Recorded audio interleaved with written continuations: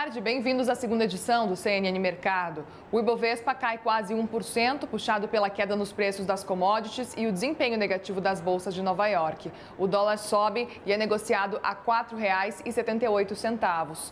Todos os olhos do mercado estão voltados para a reunião do Comitê de Política Monetária, que começou agora pela manhã. Está precificado, viu? Os juros devem ser mantidos em 13,75% na decisão que sai amanhã. E a expectativa é de que o Banco Central, pelo menos, passe a sinalizar a possibilidade de queda no comunicado para a próxima reunião em agosto. E a pressão para essa redução nos juros só aumenta, viu? Hoje, a Fiesp divulgou um comunicado em que diz que o momento é crucial para o BC começar o ciclo de baixa da Selic e que nada justifica o Brasil seguir com o título de campeão mundial de juros reais.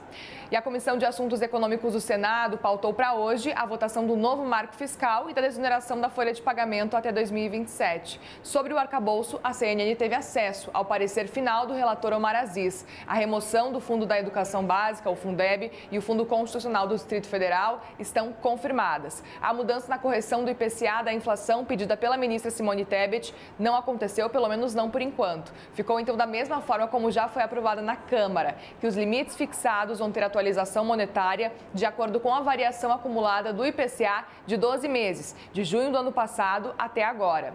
Com relação à desoneração da folha, a gente lembra que uma primeira votação aconteceu na semana passada e agora a prorrogação deve ser votada em turno suplementar na comissão. Depois são 5 dias para que a liderança apresente um recurso para levar a votação ao plenário e a expectativa é de que o governo recolha assinaturas para retardar essa tramitação até que seja aprovada a reforma tributária, isso segundo a apuração do Danilo Moliterno. A desoneração da folha afeta 17 setores da economia.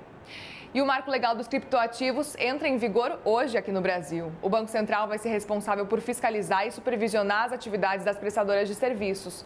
O texto também inclui no Código Penal a punição contra fraudes e define regras para as exchanges. Eu conversei com o especialista em inovação financeira, o Bruno Diniz, e ele garante que hoje o Brasil entra na vanguarda da inovação e que esse movimento vai ser bom para quem atua no setor e também para os investidores. Para o analista de criptoativos, o Vinícius Bazan, o marco legal brasileiro deve servir de modelo para outros países.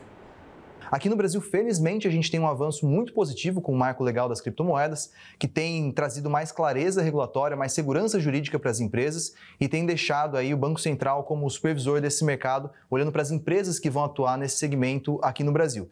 Então, a minha análise é muito positiva do que tem sido feito aqui, que é fruto de alguns anos de trabalho e de muita evolução e muito estudo, né, de CVM, Banco Central, da Receita, para criar um ambiente que seja pró-inovação e permita o desenvolvimento sustentável e tecnológico das empresas que vão atuar aqui no Brasil, também ajudando muito o investidor a ter mais clareza, mais segurança de como lidar e investir nesse mercado que é muito novo e muito promissor.